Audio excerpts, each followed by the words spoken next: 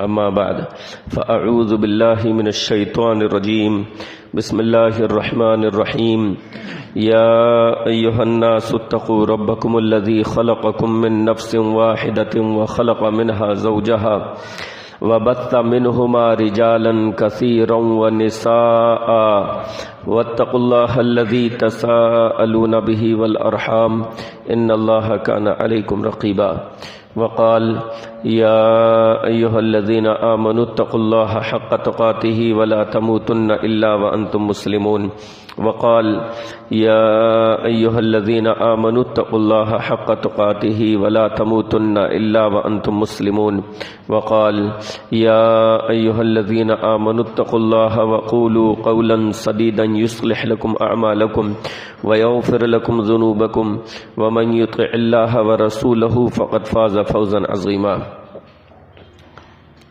تمام قسم کی تعریفیں، کبریائی، بڑائی، حمد و ثنا اللہ رب العالمین کے لیے ہے، اور انگنت بے انتہا بے شمار درود و سلام نازل ہو سیدنا و حبیبنا و مولانا جناب محمد الرسول اللہ صلی اللہ علیہ وسلم پر، جن کے ذریعے آج ہمیں رشد و ہدایت حاصل ہے، جن کی اتباع و پیروی نجات کا ذریعہ ہے، جن کا لایا ہوا دین نجات کا ذریعہ ہے۔ اللہم صلی علی محمد وعلی آل محمد کما صلیت علی ابراہیم وعلی آل ابراہیم انک حمید مجید۔ اللہم بارک علی محمد وعلی آل محمد کما بارکت علی ابراہیم وعلی آل ابراہیم انک حمید مجید۔ محترم حضرات و خواتین، اسلامی سال کا 7واں مہینہ رجب چل رہا ہے، لہذا اس مناسبت سے رجب میں جو بدعات ہوتی ہیں ان کا ذکر کر دیا جائے۔ معاملہ یہ ہے کہ امت مسلمہ کا ایک بڑا طبقہ ان چیزوں پر عمل نہیں کرتا جو واقعی ثابت شدہ ہیں۔ یہ شیطان کی چال ہے، شیطان نے اس طریقے سے بہکایا ہوا ہے مسلم عوام کو کہ جو چیزیں واقعی دین ہیں، جو چیزیں دین کی اساس ہیں، بنیاد ہیں، ان سے وہ عام مسلمانوں کو غافل کیے ہوئے ہیں۔ لہذا آپ دیکھیں گے عقیدہ توحید کے تعلق سے مسلمان بے پرواہ نظر آئے گا، وہ توحید کے جس پر اسلام کی بنیاد ہے، مدار ہے، جس کے بغیر انسان کا ایمان و اسلام کسی کام کا نہیں، جب تک کہ اس کے عقیدے میں توحید نہ ہو، اس کا دعوی اسلام کسی کام کا نہیں۔ لیکن توحید کے بارے میں مسلمان بے پرواہ نظر آئے گا۔ اتباع رسول صلی اللہ علیہ وسلم جو توحید کے بعد دوسری اہم چیز ہے، اس تعلق سے بھی مسلمان کو کوئی پرواہ نہیں ہے کہ میں ہر معاملے میں رسول گرامی علیہ الصلوۃ والسلام کی پیروی کروں اور میرے عبادت کے طریقے نبی علیہ الصلوۃ والسلام کے نقش قدم پر ہو۔ فرائض کی مسلمان کو کوئی پرواہ نہیں، قرآن مجید کی تعلیم کی مسلمان کو کوئی پرواہ نہیں، یعنی جو چیزیں واقعی اسلام کا حصہ ہیں، جو چیزیں واقعی دین کا حصہ ہیں، مسلمان ان سے بے پرواہ ہے۔ شیطان نے ان چیزوں سے مسلمان کو غافل کر رکھا ہے، اور ان چیزوں کو چھوڑ کر ان کو ایک ایسے نام نہاد دین میں مبتلا کر رکھا ہے جو دین کا حصہ ہے ہی نہیں۔ یعنی ان کی دینداری ایسے بنا رکھی ہے کہ مہینے میں تم فلاں کے نام کی فاتحہ لگا دو، فلاں کے نام کی نیاز لگا دو، محرم کے مہینے میں کھچڑا بانٹ دو، شعبان کے مہینے میں حلوہ بنا لو، رجب کے مہینے میں کنڈے، اور رجب کی جو دوسری چیزیں ان پر عمل کر لو، بس کافی ہے، تم دیندار ہو۔ ربیع الاول کے مہینے میں روڈوں پر ہنگامہ کرو، جلوس نکالو، جھنڈیاں لگاؤ، تو تم دیندار ہو۔ اور شیطان نے یہ حملہ اس قدر شدید کیا ہوا ہے، اس قدر سخت کیا ہوا ہے کہ معاملہ یہ ہو گیا ہے کہ جو چیز سفید تھی وہ ان کو کالی سیاہ نظر آنے لگی ہے، اور جو چیز سیاہ ہے وہ ان کو سفید نظر آتی ہے۔ یعنی جو مسلمان دین کی اساس پر عمل کرتے ہیں، توحید کو مضبوطی سے تھامتے ہیں، اتباع سنت کو اپنے دل و جان سے چاہتے ہیں، اتباع سنت کرتے ہیں، نبی علیہ الصلاۃ والسلام کی پیروی کرتے ہیں، نبی علیہ الصلاۃ والسلام کی اقتداء کرتے ہیں، فرائض کا خیال رکھتے ہیں، جو نبی علیہ الصلاۃ والسلام سے روزے نفلی ثابت ہے ان کا خیال رکھتے ہیں، فرائض روزوں کا خیال رکھتے ہیں، زکوٰۃ کا، عطیات کا، صدقات کا خیال رکھتے ہیں، قرآن و حدیث کی تعلیم حاصل کرتے ہیں یا قرآن و حدیث کی تعلیم کو سنتے ہیں، لیکن وہ یہ فضول چیزیں نہیں کرتے، جلوس نہیں نکالتے، اگربتیاں نہیں سلگاتے، فاتحہ نہیں لگواتے، تو یہ طبقہ جو ہے جو ان چیزوں پر عمل کرتا ہے وہ کیا سمجھتا ہے؟ یہ بے دین ہے، ان کو دین سے کوئی دلچسپی ہی نہیں ہے۔ یعنی جسے اردو شاعر نے کہا تھا کہ خرد کا نام جنو رکھ دیا، جنو کا خرد، جو چاہے آپ کا حسن کرشمہ ساز کرے۔ خرد کا نام، جنو کا نام خرد رکھ دیا اور خرد کا جنو دونوں بدل دیے۔ جو چیز عقل مندی ہے اس کا جنو، اس کو جنو نام رکھ دیا، اور جو جنون ہے اس کا عقل مندی۔ جو دن ہے اس کو رات بنا دیا، جو رات ہے اس کو دین، جو سفید ہے اس کو کالا کر دیا، جو کالا ہے اس کو سفید۔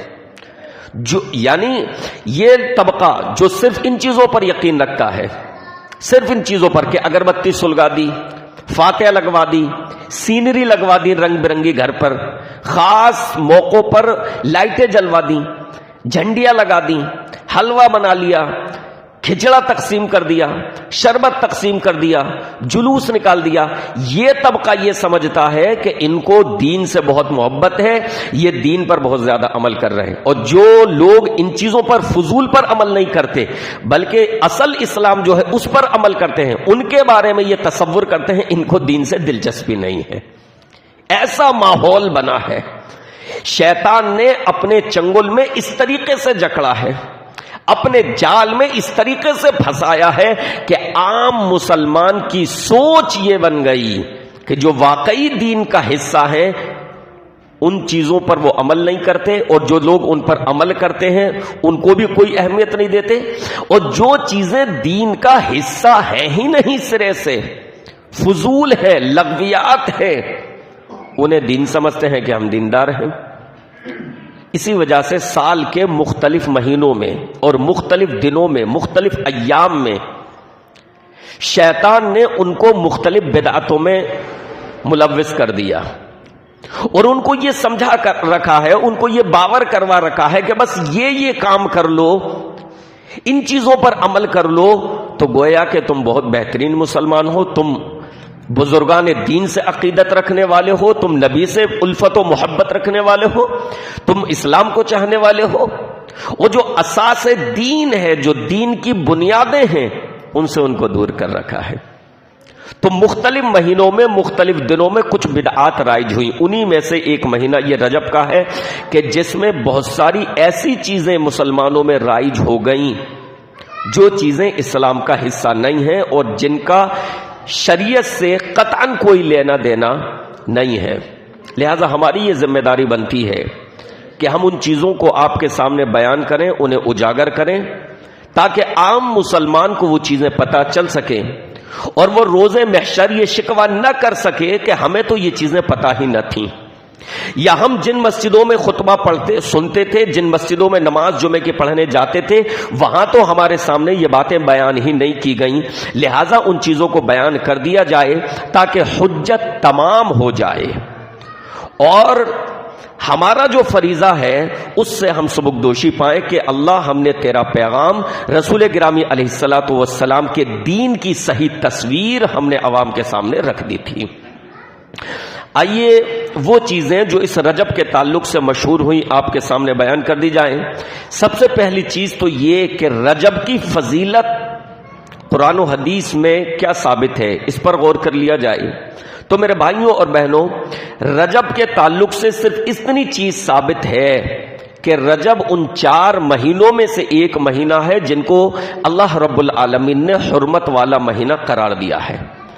صرف یہ ایک فضیلت وارد ہے، صرف ایک فضیلت، کیا کہ رجب ان 4 مہینوں میں سے ہے۔ اللہ رب العالمین نے 12 مہینوں کا تذکرہ کیا، 12 مہینوں کی تخلیق فرمائی، 12 کا ذکر کیا اور فرمایا منہا اربعۃ حرم، ان میں سے 4 مہینے حرمت والے ہیں، لہذا ان کی تعظیم کرنی چاہیے، ان 4 مہینوں کا احترام کرنا چاہیے۔ ان 4 مہینوں میں گناہوں سے خاص کر جو ہے انسان کو بچنا چاہیے۔ تمام مہینوں میں وہ گناہوں سے بچے، لیکن ان 4 مہینوں میں خصوصی طور پر انسان اپنے آپ کو گناہوں کی گندگی سے محفوظ رکھے۔ وَمَن يُعَظِّمْ حُرُمَاتِ اللَّهِ فَهُوَ خَيْرٌ لَهُ عِندَ رَبِّهِ، جو اللہ کی محترم چیزوں کی تعظیم کرے گا وہ اس کے لیے اللہ کے نزدیک بہتر ہے۔ تو رجب کی اگر کوئی فضیلت، کوئی اہمیت، کوئی چیز اگر ثابت ہے تو وہ کیا ہے؟ وہ یہ کہ یہ ان 4 مہینوں میں سے ایک مہینہ ہے جن کو اللہ رب العالمین نے حرمت والا مہینہ قرار دیا ہے۔ جیسا کہ اللہ کے نبی علیہ الصلوۃ والسلام نے ان 4 مہینوں کی وضاحت فرمائی کہ وہ 4 مہینے جو زیادہ احترام والے ہیں، جو زیادہ حرمت والے ہیں، وہ کون سے ہیں؟ ذوالقعدۃ وذوالحجۃ والمحرم ورجب مضر، کہ ایک تو ذوالقعدہ، دوسرا ذوالحجہ اور تیسرا محرم، یہ پے در پہ ہوئے، اور ایک رجب کا مہینہ جو شعبان اور اس کے درمیان آتا ہے، تو ایک رجب کا مہینہ ہو گیا۔ تو رجب کا مہینہ جو ہے ان مہینوں میں سے ہے جو زیادہ احترام والا ہے۔ اس کے علاوہ اس کی اور کوئی خصوصی فضیلت، اس مہینے میں اور کوئی خاص عبادت ثابت نہیں ہے۔ دیکھیے ایک بات کا خیال رکھیے، کسی مہینے کی یا کسی دن کی فضیلت ثابت ہونا یہ ایک الگ مسئلہ ہے کہ اس کو اللہ نبی علیہ الصلوۃ والسلام نے یا اللہ نے یہ مقام دیا ہے، ٹھیک ہے۔ اس دن میں یا اس مہینے میں کوئی خاص عبادت کرنا یہ الگ مسئلہ ہے۔ کسی دن کی، کسی ہفتے کی، کسی مہینے کی، کسی تاریخ کی اگر کوئی خاص فضیلت ثابت ہو تو اس سے ہمیں اور آپ کو یہ مہلت نہیں مل جاتی کہ ہم ان دنوں میں جو چاہیں، جیسی چاہیں اپنی طرف سے عبادتیں ایجاد کر لیں، نہیں، بلکہ فضیلت کے لیے الگ دلیل چاہیے۔ کوئی خاص عبادت اگر کر رہے ہیں تو اس کے لیے الگ دلیل چاہیے۔ تو رجب کے تعلق سے صرف اتنا تو ثابت ہے کہ یہ حرمت والے مہینوں میں سے ایک مہینہ ہے، لیکن اس کے علاوہ ماہ رجب میں جو کچھ کیا جاتا ہے اس کے لیے کوئی دلیل نہیں ہے۔ اب کیا کیا کیا جاتا ہے، آئیے اس کا بیان میں آپ کے سامنے کر دوں۔ نمبر 1، رجب کے مہینے میں یہ عقیدہ رکھا جاتا ہے کہ اس مہینے میں عمرہ ادا کرنا یہ زیادہ اجر و ثواب کا کام ہے۔ تو میرے بھائیوں جان لیجئے کہ ایسی کوئی چیز ثابت نہیں ہے۔ عمرہ کریں گے تو عمرے ہی کا ثواب ملے گا۔ البتہ رمضان کا مہینہ ایسا مہینہ ہے کہ جس میں عمرہ کرنے کا ثواب حج کے برابر ہے۔ رمضان کا مہینہ ایسا مہینہ ہے کہ جس میں عمرہ کرنے کا ثواب حج کے برابر ہے۔ اس کے علاوہ کسی اور مہینے میں عمرہ کرنے کی کوئی خاص فضیلت ثابت نہیں ہے۔ لیکن بعض مسلمانوں کا یہ سمجھنا ہے، یہ گمان ہے کہ رجب کے مہینے میں اگر عمرہ کیا جائے تو اس کی خاص فضیلت ہے اور اس کا اجر و ثواب زیادہ ملتا ہے، تو یہ چیز ثابت نہیں ہے۔ نمبر 2، رجب کے مہینے میں بعض خاص درگاہوں کی طرف سفر کیا جاتا ہے۔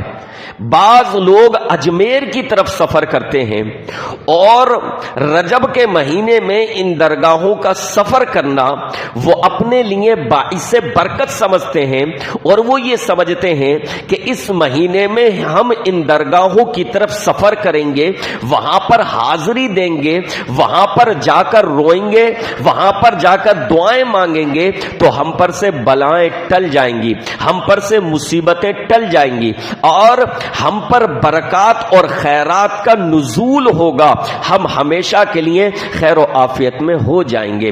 تو میرے بھائیوں اور بہنوں، درگاہوں کا کانسیپٹ تو اسلام میں ویسے بھی نہیں ہے، درگاہوں کا کانسیپٹ، درگاہوں کا تصور اسلام میں یوں بھی نہیں ہے، اسلام میں درگاہوں کا کوئی تصور نہیں ہے، اسلام میں قبرستان ہے، قبرستان میں جانے کا حکم ہے، قبروں کو دیکھنے کا حکم ہے، اور اس کی وجہ بھی اللہ کے نبی علیہ الصلوۃ والسلام نے فرمائی فَإِنَّهَا تُذَكِّرُ الْآخِرَةَ، کہ اس سے آخرت کی یاد آتی ہے۔ لہذا آپ کے علاقے کا جو عام قبرستان ہو جس میں کچی قبریں ہوں، جہاں پر جا کر آپ کو آخرت کی یاد آئے، ایسی جگہ جانا پورے سال آپ کے لیے مشروع ہے، پورے سال میں سے کبھی بھی بغیر تاریخوں کو متعین کیے۔ تو ان قبرستانوں میں جب آپ جائیں گے آخرت کی یاد آئے گی، وہاں کی ویرانی کو دیکھیں گے تو دل پر ایک دہشت طاری ہوگی کہ مجھے بھی یہاں پر آنا ہے، مجھے بھی اس مٹی کے نیچے جانا ہے، اس ویرانے میں، اس شہر ویرا میں مجھے بھی آنا ہے، وہاں پر جا کر آخرت یاد آئے گی۔ تو درگاہوں کا، مزاروں کا اسلام میں ویسے بھی تصور نہیں ہے، چہ جائے کہ خاص رجب کے مہینے میں اس کے تعلق سے کوئی خاص چیز وارد ہو، لہذا عام دنوں میں بھی نہیں جانا چاہیے، اور رجب کے تعلق سے جو لوگوں میں یہ ہے کہ اس خاص مہینے میں درگاہوں پر جائیں، نظام الدین حاضری دیں، اجمیر شریف میں حاضری دیں، فلاں جگہ حاضری دیں، تو میرے بھائیوں ایسی کوئی چیز نہیں ہے۔ اللہ کے دربار میں آئیے، اللہ کے دربار میں حاضری دیجئے، مسجدوں میں حاضری دیجئے، آپ کے دکھ درد تکلیفیں دور ہوں گی۔ غیر اللہ کی چوکھٹوں پر حاضری دیکھ کر آپ کی بیماریوں میں اور اضافہ ہوگا۔ اگر آپ بیمار ہیں، اگر جادو جنات کے اثرات کا آپ کو شک ہے، اللہ کی قسم ان جگہوں پر جاؤ گے، ان شکوک و شبہات میں اور زیادہ اضافہ ہو جائے گا۔ کتنے گھر بگڑتے دیکھے ہیں صرف ان جگہوں کی وجہ سے کہ انسان کو شک ہوتا ہے، وہ ان جگہوں پر جاتا ہے تو اس کی رہنمائی اور زیادہ غلط کر دی جاتی ہے، اس کو ورغلا دیا جاتا ہے کہ ہاں تجھ پر تو فلاں جادو کر رہا ہے، تجھ پر تو تیری بیوی جادو کر رہی ہے، تجھ پر تیرا بھائی جادو کر رہا ہے، تیری نندیں یہ کر رہی ہیں، تو گھر ٹوٹ جاتا ہے۔ اللہ کے دربار میں حاضری دیجئے، اللہ سے دعائیں کیجئے، اللہ سے لو لگائیے، آپ کے غم دور ہوں گے، آپ کا دل ہلکا ہوگا، آپ کی مشکلات دور ہوں گی، اور غیر اللہ کی چوکھٹ پر اس عقیدے سے گئے کہ وہاں سے تکلیفیں دور ہوں گی تو اللہ تعالیٰ بیماری میں اور اضافہ فرما دے گا۔ تو رجب کے تعلق سے جو یہ چیز مشہور ہے کہ اس مہینے میں ہمیں مزاروں کا رخ کرنا چاہیے، درگاہوں کا رخ کرنا چاہیے، وہاں جا کر حاضری دینی چاہیے، وہاں جا کر چڑھاوے چڑھانے چاہیے، وہاں جا کر منتیں مانگنی چاہیے، وہاں جا کر نظر و نیاز مانگنی چاہیے۔ تو میرے بھائیوں، رجب ہو یا رجب کے علاوہ ہو، کبھی بھی ان چیزوں کی طرف نہیں جانا چاہیے۔ اسلام میں ان چیزوں کا کوئی تصور، کوئی کانسیپٹ نہیں ہے۔ نمبر 3، تیسری چیز اس مہینے کے تعلق سے، رجب کے مہینے میں، وہ ہے میرے بھائیوں 27ویں رجب کو معراج کا جشن منانا۔ 27ویں رجب کو معراج کا جشن منانا۔ تو میرے بھائیوں اس تعلق سے بھی آپ کو معلوم ہونا چاہیے کہ معراج کا جشن منانا اسلام کا حصہ نہیں ہے، شریعت سے ثابت نہیں ہے۔ نبی علیہ الصلوۃ والسلام کو معراج ہوئی ہے، اس کا انکار نہیں ہے۔ جو پیارے نبی علیہ الصلوۃ والسلام کی معراج کا انکار کرے وہ ملت ہی سے خارج ہو جائے گا، اسلام سے خارج ہو جائے گا، کیونکہ ایسا شخص قرآن کا منکر، ایسا شخص حدیث کا منکر ہو جائے گا۔ تو نبی علیہ الصلوۃ والسلام کو معراج ہوئی ہے، اور ہمارا عقیدہ ہے کہ باقاعدہ جسمانی معراج ہوئی ہے۔ بعض لوگ روحانی معراج مانتے ہیں، وہ کہتے ہیں کہ نبی کو جسمانی معراج نہیں ہوئی، صرف خواب میں معراج ہوئی تھی۔ لیکن ہمارا عقیدہ یہ ہے، اور قرآن مجید کے الفاظ سے یہی ثابت ہوتا ہے کہ پیارے نبی جناب محمد الرسول اللہ صلی اللہ علیہ وسلم کو معراج ہوئی، اور باقاعدہ جسمانی معراج ہوئی ہے۔ اللہ رب العالمین نے اپنے حبیب کو جسم کے ساتھ آسمانوں پر بلایا، اور وہاں پر بہت سارے عذاب کی ہولناکیوں کا آپ کو مشاہدہ کروایا، جنت کی سیر کروائی۔ نبی علیہ الصلوۃ والسلام نے جنت میں اپنے صحابہ اکرام کے محلات دیکھے، تو معراج کی رات بہت کچھ ہوا، نمازیں فرض ہوئیں، تو باقاعدہ جسمانی طور پر معراج ہوئی ہے۔ سبحان الذی اسری بعبدہ لیلا من المسجد الحرام الی المسجد الاقصی، پاک ہے وہ ذات جو راتوں رات اپنے بندے کو مسجد حرام سے مسجد اقصی لے گئی۔ تو مسجد حرام سے مسجد اقصی نبی کو لے جایا گیا، اور مسجد اقصی سے پھر آسمانوں کی سیر کروائی گئی، اوپر لے جایا گیا، اسی کو معراج کا واقعہ کہا جاتا ہے۔ بہت سارے واقعات اس میں پیش آئے، اس تفصیل میں اس وقت ہم نہیں جانا چاہتے، لیکن کہنا صرف یہ چاہتے ہیں کہ معراج کا واقعہ ثابت ہے۔ نبی علیہ الصلوۃ والسلام کو معراج ہوئی، لیکن اس معراج کے لیے جشن منانا یہ نبی علیہ الصلوۃ والسلام کی تعلیم نہیں ہے۔ دوسری بات یہ کہ وہ معراج کس مہینے میں ہوئی وہ بھی ثابت نہیں ہے۔ معراج ہوئی ہے، لیکن معراج کس مہینے میں ہوئی، علماء اکرام کے درمیان اس بارے میں 10 سے زیادہ اقوال ہیں۔ 10 سے زیادہ اقوال، کسی نے کسی مہینے میں کہا، کسی نے کسی مہینے میں کہا، کسی نے کسی مہینے میں کہا۔ 10 سے زیادہ اقوال ہیں، اس میں سے ایک قول رجب کا بھی ہوگا۔ تو 10 سے زیادہ قول اس تعلق سے علماء کرام کے ملتے ہیں۔ حتمی طور پر کوئی ایسا نص، کوئی ایسی دلیل نہیں ہے کہ یقینی طور پر یہ کہا جا سکے کہ معراج فلاں مہینے میں ہوئی۔ اس میں بھی اللہ کی کوئی حکمت ہوگی، ہر چیز میں اللہ کی کوئی نہ کوئی حکمت ہے، کوئی نہ کوئی منشا ہے۔ شب قدر ثابت ہے، لیکن کس رات میں ہے یہ ثابت نہیں ہے۔ آخری عشرے میں ہے رمضان کے، طاق راتوں میں ہے ثابت ہے، لیکن کس رات میں ہوگی، 21ویں میں، 23ویں میں، 25ویں میں، 27ویں میں، 29ویں میں، یہ اللہ رب العالمین نے یا اس کے نبی نے اس کی وضاحت نہیں فرمائی۔ اس کی حکمت، اس کی مرضی، اس کی منشا۔ تو اسی طریقے سے میرے اور آپ کے پیارے حبیب، پیارے رسول جناب محمد الرسول اللہ صلی اللہ علیہ وسلم کو معراج ہوئی ہے، یہ نبی کی افضلیت ہے، یہ نبی کی شان ہے، لیکن کس مہینے میں ہوئی ہے اس چیز کو اللہ نے، اس کے رسول نے راز میں رکھا، اس چیز کی وضاحت نہیں فرمائی۔ ٹھیک ہے، تو ایک تو مہینہ ثابت نہیں، دوسری چیز یہ کہ مان لیجئے مہینہ اگر ثابت بھی ہو جائے کہ رجب کے مہینے میں 27 تاریخ کو ہوئی ہے، تب بھی ہمارے اور آپ کے لیے جائز نہیں کہ ہم اپنی طرف سے دین میں اضافہ کریں اور اس رات میں جشن یا چراغاں کرنا شروع کر دیں۔ اللہ کے نبی علیہ الصلوۃ والسلام کی یہ تعلیم نہیں ملتی۔ نبی علیہ الصلوۃ والسلام کو معراج ہوئی، نبی نے صحابہ اکرام سے بیان کیا، ثابت ہے، صحابہ اکرام نے اس کی تصدیق کی، ثابت ہے۔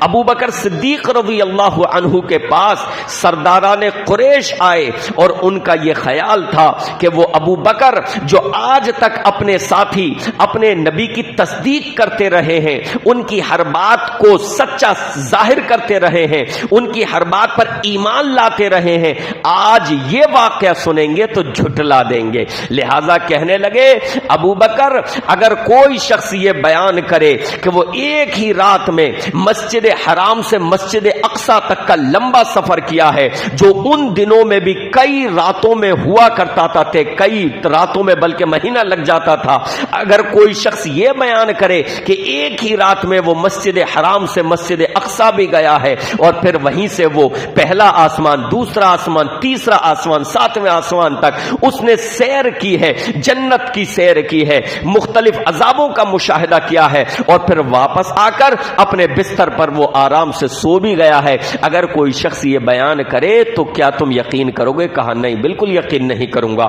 ایسا شخص جو ایسی ایسی عجیب باتیں بیان کرے، انوکھی باتیں کرے، وہ شخص جھوٹ بولتا ہے۔ تو لوگوں کے دلوں میں گدگدی ہوئی، کفار و مشرکین کے دل میں خوشی کے چراغ جلے کہ اب ابو بکر جھٹلا دیں گے، لہذا فوراً کہا کہ تمہارے نبی آج یہی بیان کر رہے ہیں، آج یہی بیان کر رہے ہیں، تم باہر نکلو، نکل کر دیکھو، تمہارے نبی آج یہی دعویٰ کر رہے ہیں کہ میں راتوں رات مجھے مسجد حرام سے مسجد اقصی لے جایا گیا ہے اور پھر آسمانوں کی سیر کروائی گئی ہے، وہ یہی بیان کر رہے ہیں۔ حضرت ابو بکر نے جب یہ سنا کہ یہ بات، یہ دعویٰ محمد الرسول اللہ صلی اللہ علیہ وسلم کر رہے ہیں، تو فوراً پکار اٹھے کہ اگر ہمارے نبی نے یہ دعویٰ کیا ہے تو بالکل سچا ہے۔ ایک لمحے کے لیے انہوں نے نہیں سوچا، کہا اگر انہوں نے کہا ہے تو وہ بالکل سچ بول رہے ہیں، ان کی بات میں جھوٹ کا کوئی شک و شبہ شائبہ نہیں پایا جاتا۔ وہ ابو بکر صدیق، لیکن آپ دیکھیں کیا ان ابو بکر صدیق نے معراج کی اس رات کو جشن منایا، جلوس نکالا؟ نبی علیہ الصلوۃ والسلام کے دور میں یا نبی کے بعد اپنے دور خلافت میں ابو بکر صدیق نے کبھی معراج کی رات بول کر جشن منایا ہو، چراغ جلائے ہو، روشنیاں کروائی ہو، جھنڈیاں لگوائی ہو؟ میرے بھائیوں، اگر ایسی کوئی چیز کی ہو تو ہمارے سامنے وہ چیز پیش کر دیجئے، کہیں سے لا کر پیش کر دیجئے۔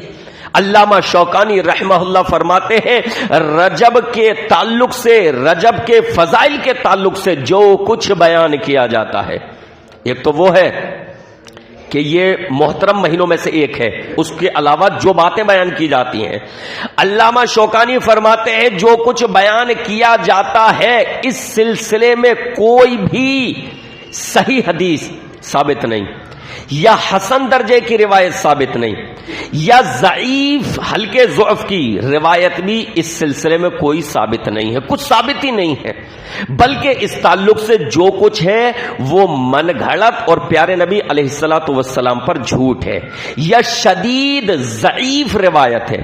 ایک تو ہوتی ہے ضعیف روایت جو کسی راوی کی وجہ سے ہوتی ہے، اور ایک ہوتی ہے موضوع۔ موضوع کا مطلب ہے من گھڑت، جس کے بارے میں محدثین محققین یہ فیصلہ کرتے ہیں کہ ضعیف نہیں بلکہ من گھڑت ہے، مہر لگا دی کہ اس کو کسی نے اپنی طرف سے گھڑ لیا ہے اور نبی کی طرف اس کو منسوب کر دیا ہے، نبی پر جھوٹ بول دیا ہے۔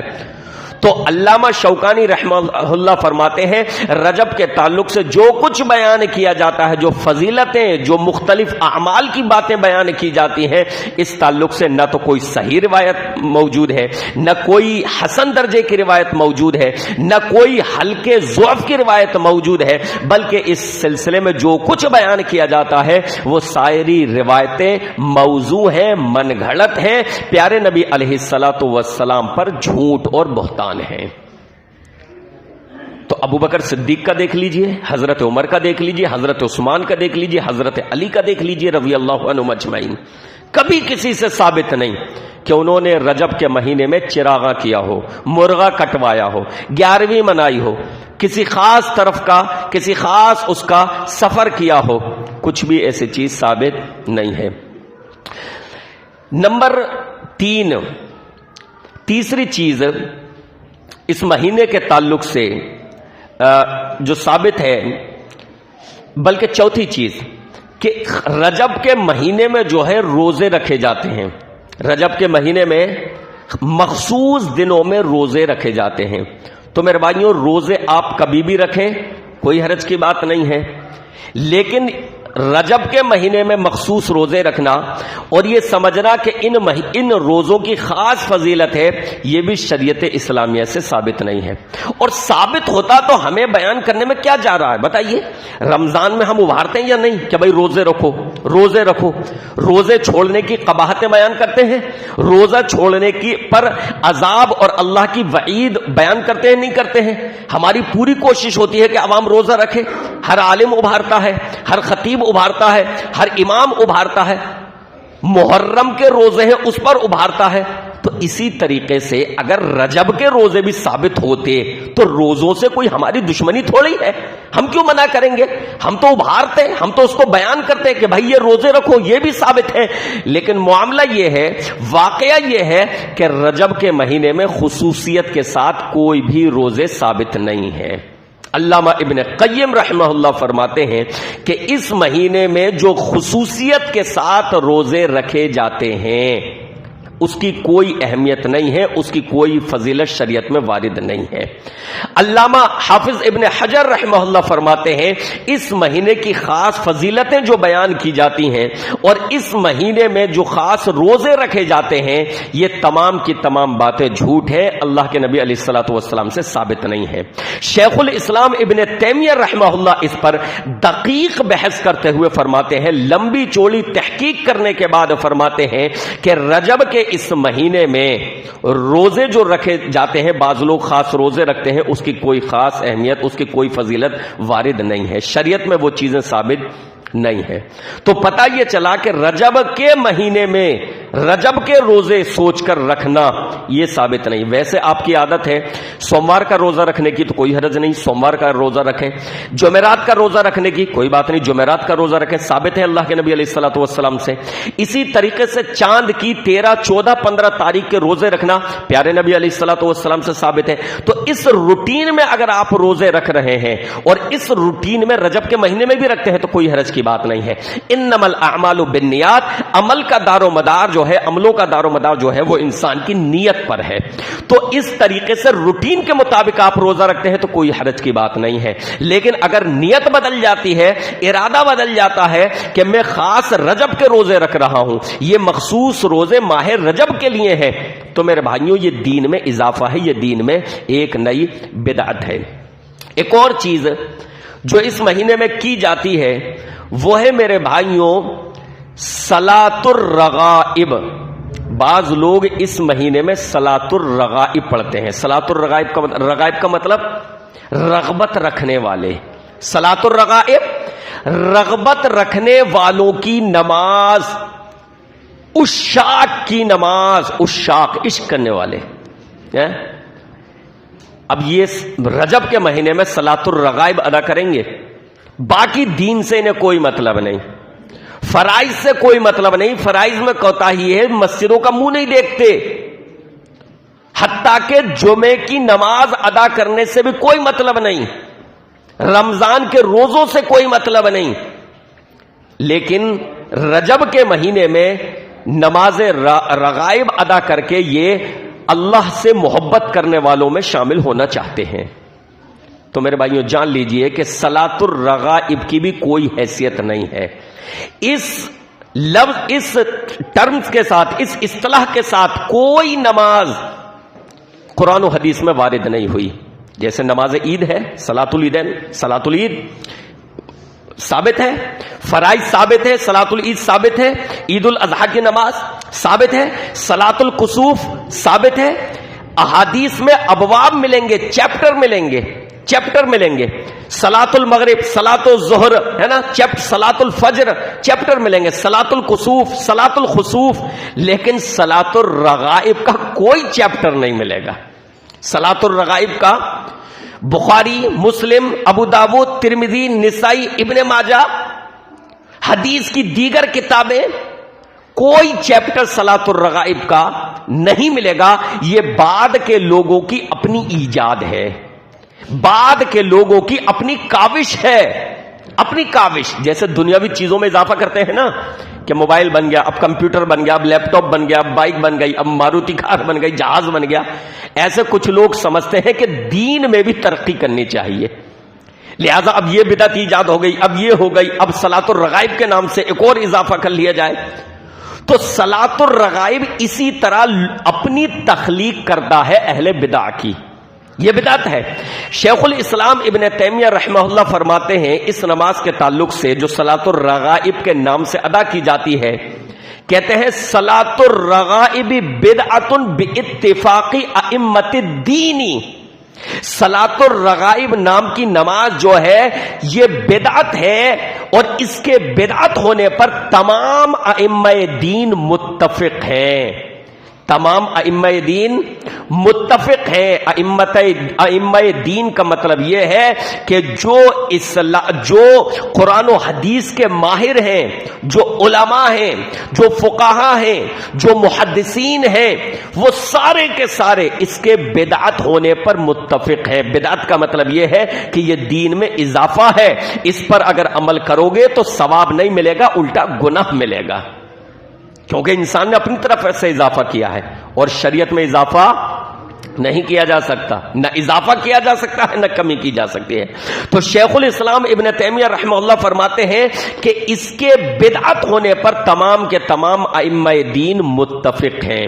لہذا میرے بھائیوں، ایسی چیزوں سے بچو، ایسی چیزوں سے پرہیز کرو جو ثابت نہیں ہے، ان چیزوں پر عمل کرو جو واقعی قرآن و حدیث سے ثابت ہیں، جو واقعی اسلام کا حصہ ہے.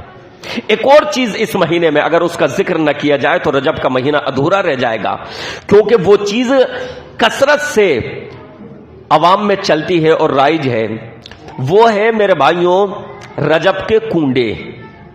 رجب کے کنڈے، بعض لوگ اس مہینے میں کنڈے بناتے ہیں، پوریاں، کنڈے میں آٹا گوندھ کر اور پھر اس کی پوریاں بناتے ہیں اور اس پر حضرت جعفر صادق کے نام کی جو ہے نیاز لگواتے ہیں.